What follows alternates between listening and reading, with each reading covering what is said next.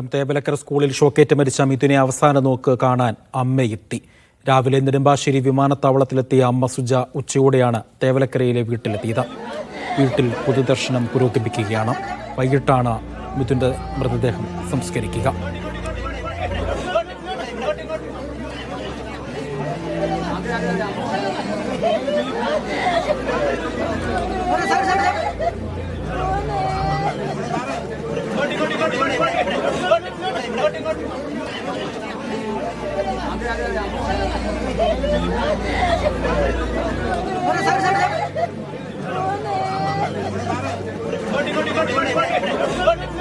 വിജിനുണ്ട് തേവലക്കരയിലെ മിഥുൻ്റെ വലിയ പാടത്തെ വീട്ടിൽ നിന്നും. വിജിൻ, സംസ്കാരം എപ്പോഴേക്കായിരിക്കും നടക്കുക? ആദ്യം തീരുമാനിച്ചത് 4 മണിന്ന് തന്നെയാണ്. 4 മണിക്ക് തന്നെയാണോ സംസ്കാരം നടക്കുക? അമ്മ വീട്ടിലെത്തിക്കഴിഞ്ഞിരിക്കുന്നു. ഇതുമായി ബന്ധപ്പെട്ടുള്ള ചടങ്ങുകൾ എന്താണ്? മറ്റു വിവരം?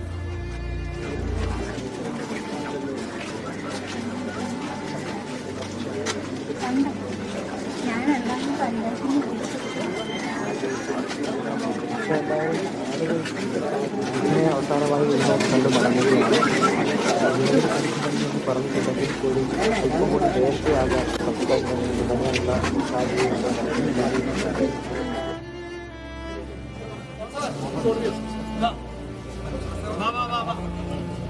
മിഥുൻ അന്ത്യാഞ്ജലി അർപ്പിക്കാൻ വേണ്ടി നൂറുകണക്കിന് പേരാണ് മിഥുൻ പഠിച്ച സ്കൂളിലും ഒപ്പം തന്നെ മിഥുൻ്റെ വീട്ടിലേക്കും ഒഴുകിയെത്തുന്നത്. മിഥുൻ്റെ അമ്മ സുജ ഇന്ന് ഉച്ചയ്ക്ക് 2 മണിയോടുകൂടിയാണ് വീട്ടിലെത്തിയത്. വൈകിട്ട് 5 മണിയോടുകൂടിയാണ് സംസ്കാര ചടങ്ങുകൾ നടക്കുക. മിഥുൻ പഠിച്ച തേവലക്കരയിലെ സ്കൂളിലും പൊതുദർശനമുണ്ടായിരുന്നു.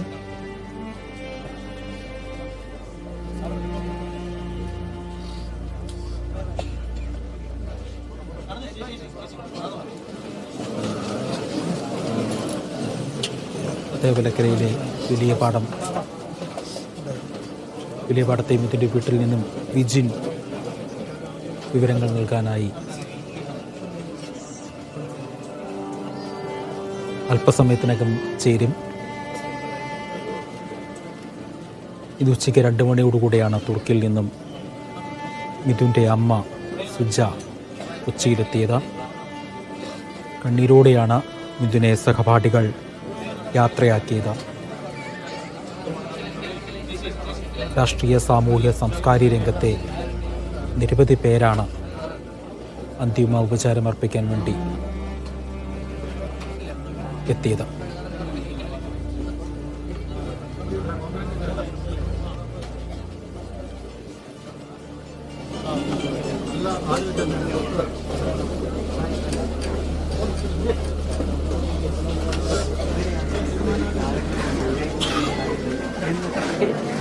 പറയാൻ ഒക്കെ ശ്രമിച്ചിട്ടുണ്ട്. അങ്ങനെയൊരു ബന്ധം കൃത്യമായി നല്ല ബോധവാനാണ്. അത് മറികടക്കാൻ എന്തെങ്കിലും ഉണ്ടായിരുന്നു. ഇത് പലതവണ അപ്പോൾ അവർക്ക് 17 കാലമുള്ള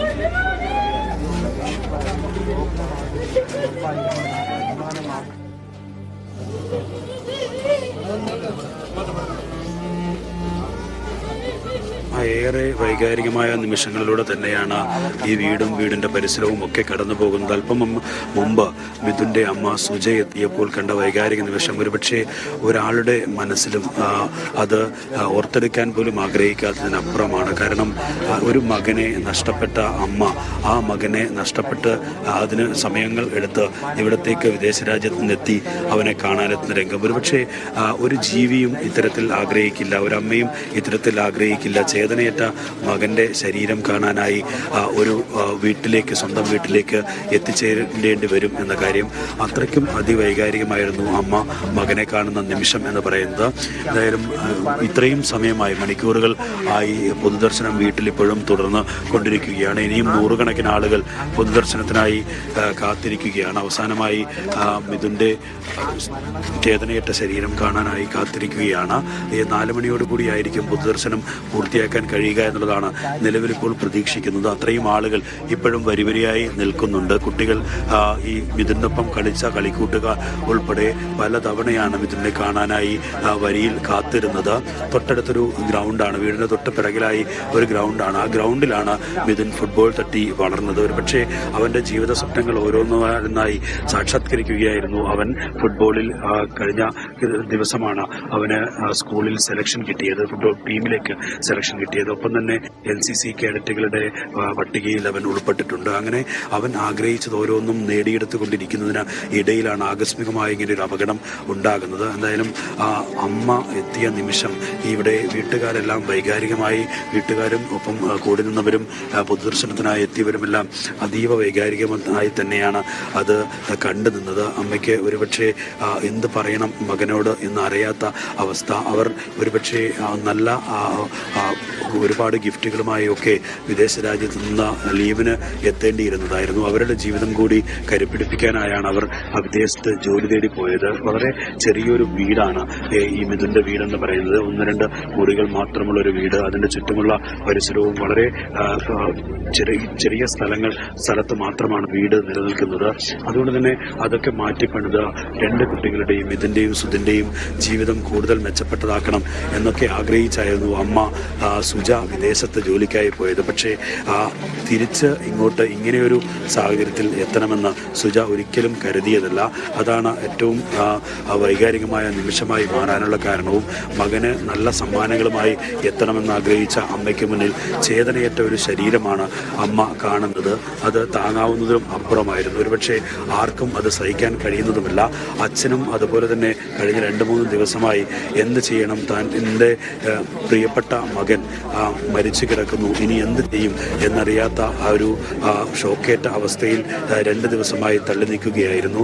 അമ്മയോട് ഇക്കാര്യങ്ങൾ വിശദീകരിച്ചതും അച്ഛൻ തന്നെയായിരുന്നു. അങ്ങനെ ഏറെ വൈകാരികമായ രംഗങ്ങൾ, നിമിഷങ്ങളിലൂടെയാണ് നിലവിൽ മിഥുൻ്റെ വീടും പരിസരവും ഒക്കെ ഇപ്പോഴും കടന്നു പോകുന്നത്. സ്കൂളിൽ അവൻ ഈ ഫുട്ബോളിലും ഒപ്പം തന്നെ NCC കേഡറ്റാവാനും ഒക്കെ കാണിച്ച മനോധൈര്യം, ആ മനോധൈര്യമാണ് ചെരുപ്പ് സ്കൂളിൻ്റെ ഈ സൈക്കിൾ ഷെഡിന് മുകളിൽ എത്തിയപ്പോൾ അതെടുക്കാൻ തീരുമാനിക്കുന്നതും അതേ വൈകാരികമായ ഒരു മാനസിക ശക്തി തന്നെയായിരുന്നു അവൻ പ്രകടിപ്പിച്ചത്.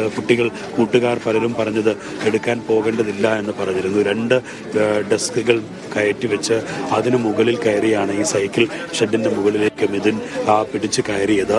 അതിൽ നിന്ന് ഒരുപക്ഷെ സ്ലിപ്പായി താഴത്തേക്ക് വീഴുന്നൊരു സാഹചര്യം ഉണ്ടായിരുന്നില്ലെങ്കിൽ അവന് ആ വൈദ്യുതി ലൈനിൽ പിടിക്കേണ്ട സാഹചര്യം ഒഴിവാകുമായിരുന്നു. അങ്ങനെ ഒന്നും പ്രതീക്ഷിക്കാതെ, അങ്ങനെ ഒരു അപകടം ഉണ്ടാകുമെന്ന് ആലോചിക്കാതെയാണ് മിഥുൻ അങ്ങനെ ഒരു സാഹസത്തിന് മുതിർന്നതും. എന്തായാലും അത്രയ്ക്ക് മാനസിക ധൈര്യവും കായിക ശേഷിയും ഒക്കെ പ്രകടിപ്പിച്ച ആളാണ്. ഞാൻ നേരത്തെ സൂചിപ്പിച്ചതുപോലെ മിഥുൻ്റെ വീടിന് തൊട്ട് പിറകിലായിരിക്കുന്നത് ഒരു കളിസ്ഥലമാണ്. ആ കളിസ്ഥലത്ത് ഒരു ഫുട്ബോൾ ഇപ്പോഴും ഒഴുകി നടക്കുന്നുണ്ട്. മഴ പെയ്ത് വെള്ളം നിറഞ്ഞ ആ കളിസ്ഥലത്തിൻ്റെ പരിസരങ്ങളിൽ ഒരു ഫുട്ബോൾ ഇപ്പോഴും ഒഴുകി നടക്കുന്നുണ്ട്. നമ്മൾ ഇങ്ങോട്ട് വരുമ്പോൾ കാഴ്ച അതാണ്. അത് കാണുമ്പോൾ ഒരുപക്ഷെ മിഥുൻ തട്ടിക്കളിച്ച ഫുട്ബോളാണോ ഇത് എന്ന ഒരു ആശങ്ക നമുക്കുണ്ടാകും. അങ്ങനെ അവൻ കളിച്ച ഗ്രൗണ്ടും അവനൊപ്പം കളിച്ച കൂട്ടുകാരും എല്ലാം അവന് നഷ്ടമായി.